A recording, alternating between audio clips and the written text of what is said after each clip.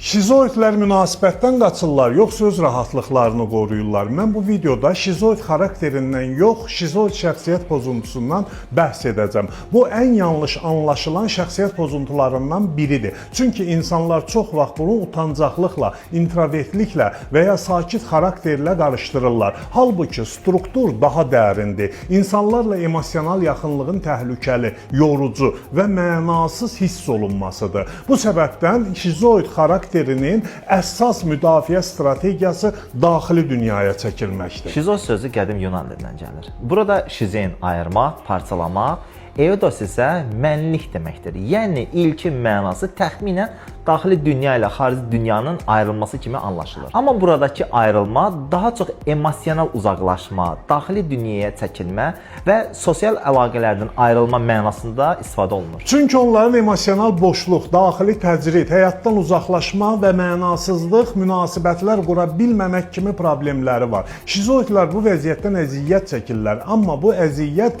dramatik və açıq formada yaşamırlar. Onlar əziyyəti gizlin çəkdikləri üçün əziyyət çəkmirmiş kimi görünürlər. Bu ən vacib məqamdır. Şizoid strukturunu araşdıran ən məşhur tədqiqatçılardan biri Britaniyalı psixoanalitik Harry Guntrip hesab edirdi ki, şizoidin əsas problemi sevgisizlik deyil, güvənli yaxınlıq qura bilməməkdir. Əslində hər insanın tək qalmağa, daxili sakitliyə, şəxsi sərhədlərə, öz daxilinə çəkilməyə ehtiyacı var. Problem bu davranışlarda yox, bunların həcmindədir. Necə ki bir qar bəbiri hər kəsdən uzaq, tək və müşahidəçidir, şizoid də onun kimidir. Necə ki bir tısbağa təhlükə hiss edən kimi öz qınına çəkilir, şizoid də emosional yüklənmə hiss edən kimi dərhal daxili dünyasına çəkilir. Bu problem biraz da dahilərin problemi kimi izah olunur. Məsələn, Newton uzun müddət insanlardan çox ideyalarla yaşayırdı. Franz Kafka isə yazılarında daxili tənhalığı, yadlaşmanı və insanlardan emosional uzaqlığı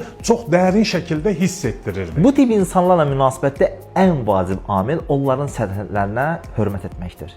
Onları biraz açılır, adamlarla ünsiyyət qur şəklində təzyiq edərək dəyişdirməyə çalışsanız, daha çox özlərinə qapanacaqlar. Görünən odur ki, insan beyninin güvən anlayışı bəzən sosial uzaqlaşma üzərində qurula bilir. Sevindirici xəbər isə odur ki, bu problemin tam həlli nat texnikaları ilə mümkündür.